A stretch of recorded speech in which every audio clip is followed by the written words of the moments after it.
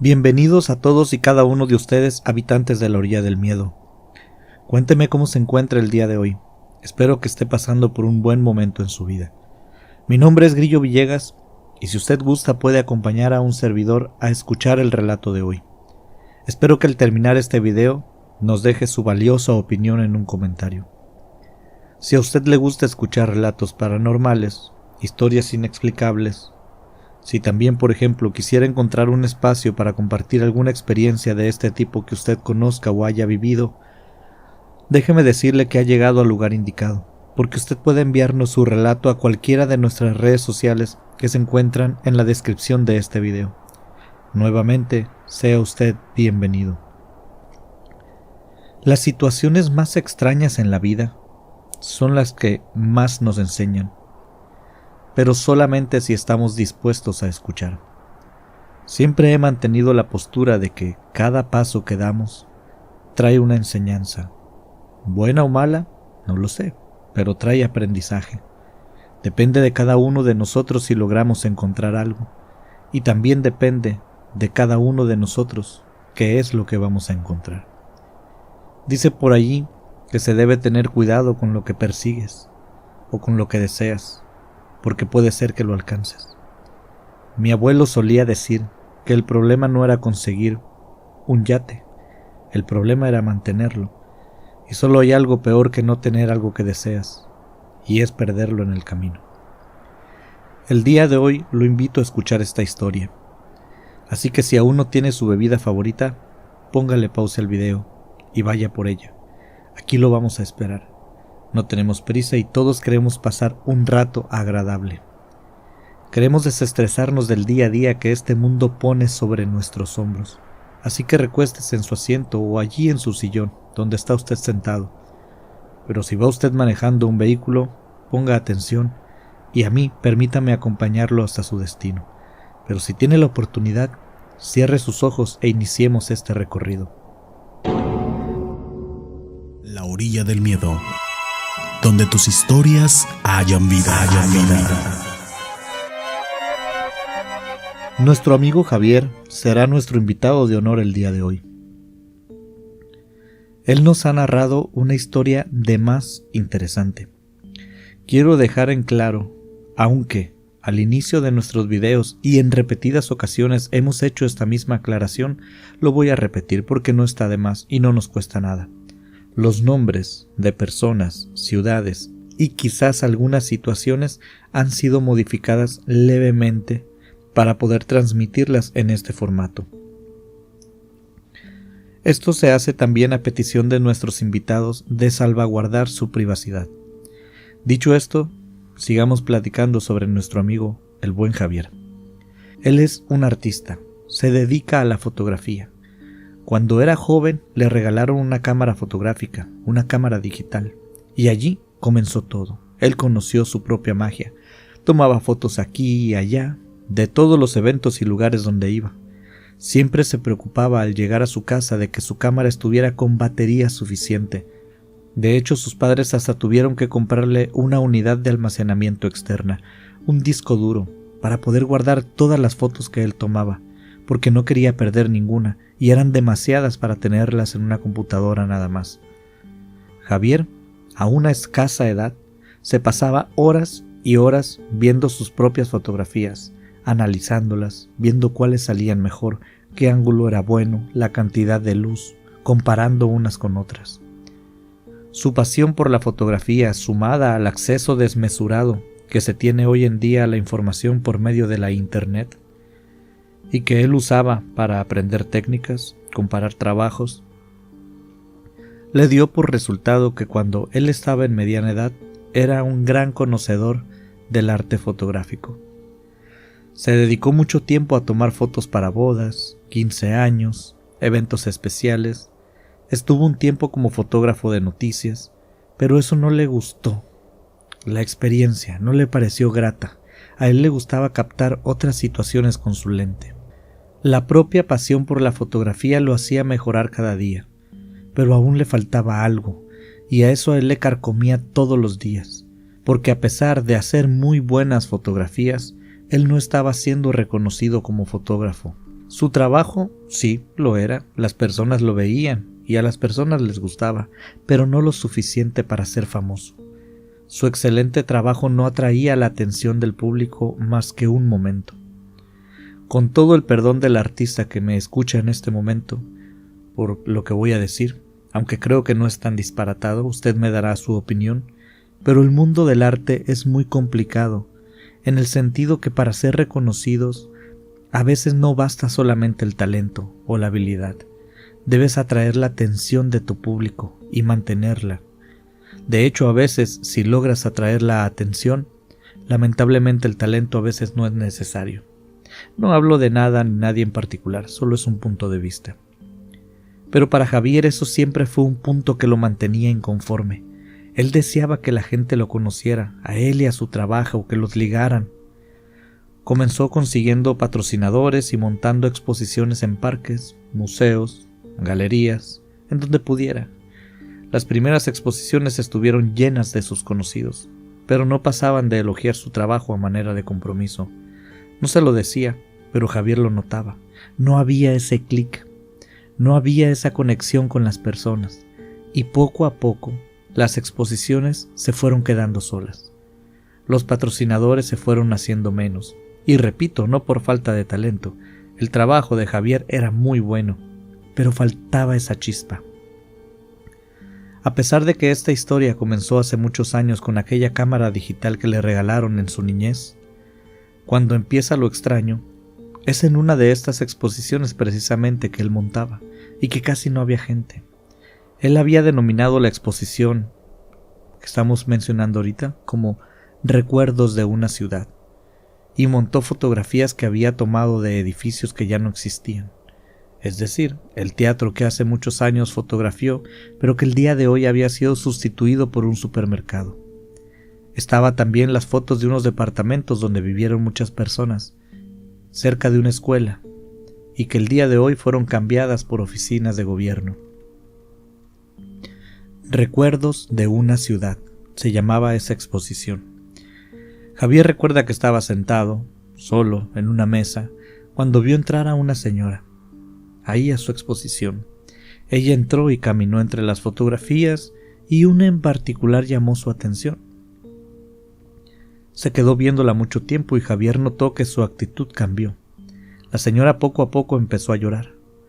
Javier se acercó preocupado, pero la señora le dijo que quería esa fotografía, la había conmovido, que por favor se la vendiera.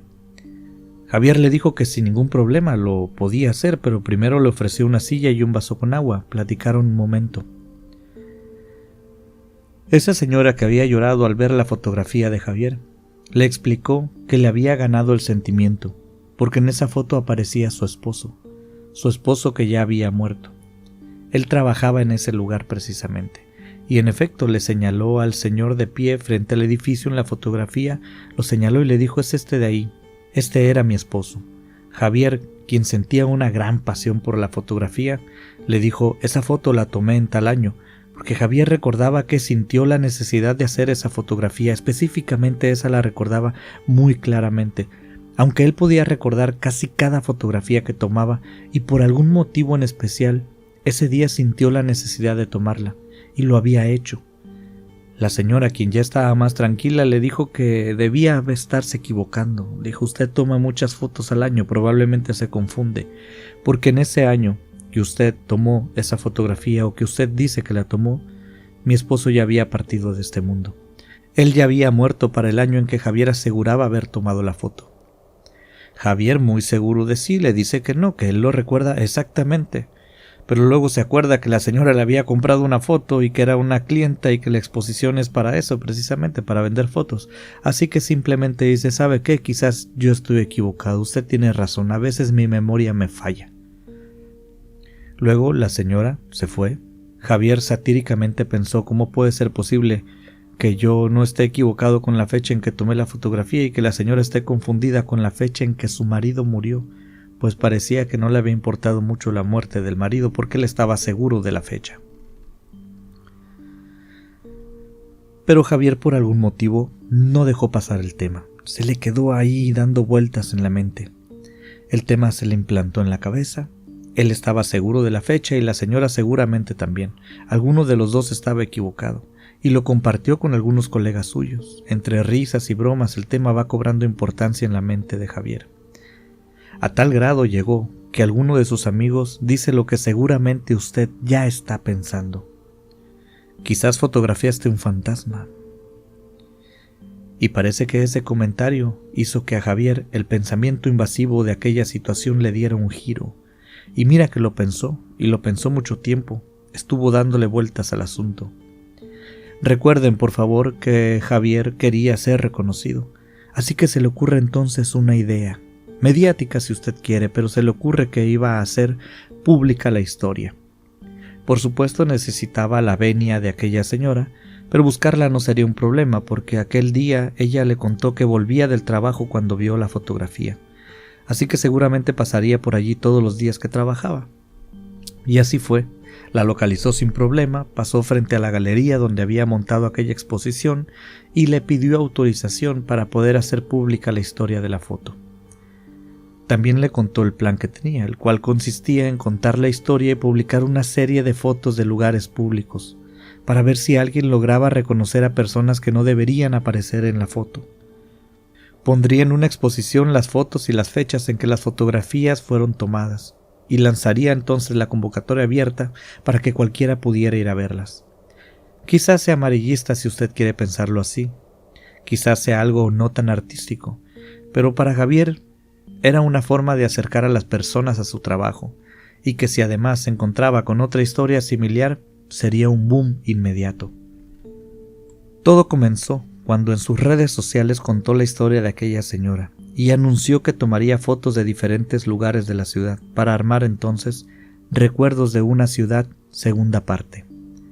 La historia conmovió a muchísimas personas, y más porque aquella señora aparecía en videos, en redes también, en redes sociales, mostrando la foto y además mostrando más fotos donde demostraba que su marido era quien aparecía en las fotografías tomadas por Javier.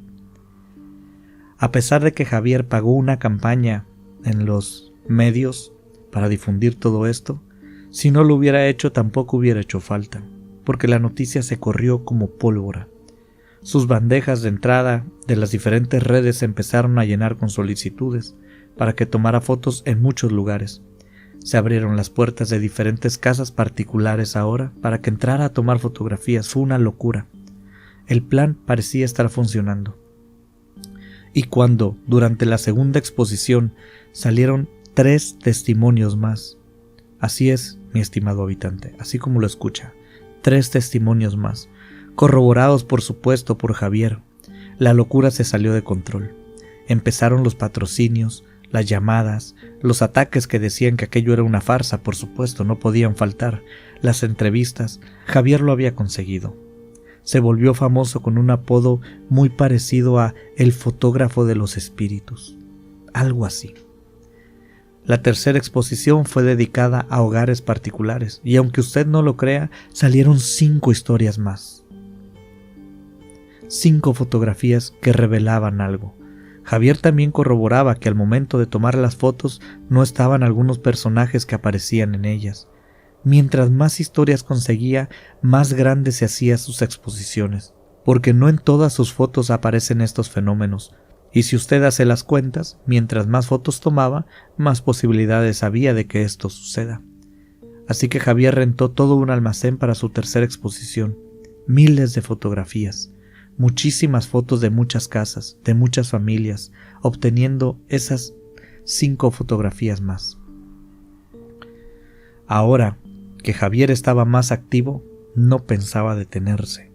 Montó una 4ª exposición, pero en esta no le fue tan bien. No logró ni una sola coincidencia. Se decepcionó mucho, por supuesto, y empezaron las notas más o menos del estilo diciendo que la farsa se estaba descubriendo, que se le habían acabado los actores. Algunos de sus seguidores perdían la fe. Empezaron a decir que era un truco de la cámara y que Javier estaba engañando vilmente a las familias, pero no era el caso. Javier de verdad tenía ganas de volverse famoso, pero jamás haría eso, no a ese costo. Él y las familias corroboran las historias de los espíritus de las fotos, las historias de las familias y personas que fueron positivas que daban. Ellos lo apoyaban, pero eran pocas, y no todas se creían. En algunos casos eran gente desconocida, poco confiable para la opinión pública. La quinta y última exposición fotográfica de Javier fue la más grande y la más ambiciosa. Se tomó varios meses para prepararla. Viajó por diferentes lugares de su país, especialmente donde sabía que conocían su historia y su trabajo. Así de pasada podía promocionarse. Hizo una gran convocatoria, pero terminó igual que la anterior, ni un solo resultado, y una serie de reclamos de parte de todos. Su trabajo quedó, por decirlo de un modo, manchado por la incredulidad, aunque hubiera muchos testimonios de que lo que había sucedido fuera real. Javier decidió que esa sería su última exposición fotográfica. Había obtenido lo que había buscado, quizás no del modo que lo quería, pero lo obtuvo, solamente para luego perderlo. La última vez que Javier apareció en público fue en una entrevista donde declaró abiertamente que los espíritus lo habían abandonado. Dio las gracias a quienes lo acompañaron durante ese camino y a quienes todavía creían, y alguna vez creyeron en él, pero dejó de organizar exposiciones públicas. De parte de Javier solo me resta decirle a usted, gracias por escuchar. Estimados habitantes de la Orilla del Miedo, muchas gracias por llegar hasta este punto de la historia. No olviden que si quiere escuchar su relato en este canal, puede enviarnos su historia al correo electrónico laorilladelmiedo@gmail.com. Así podremos contarlas al resto de los habitantes. ¿Qué le ha parecido el relato de Javier? Quizás haya que poner más atención la próxima vez que nos tomemos una fotografía. ¿Le ha ocurrido algo parecido a usted? Por favor, cuénteme. Y recuerde que si le ha gustado la historia, le pido de favor que se suscriban al canal, que le den un pulgar arriba al video, también que active la campanita, para que no se pierda una notificación cada que subamos nuevo contenido.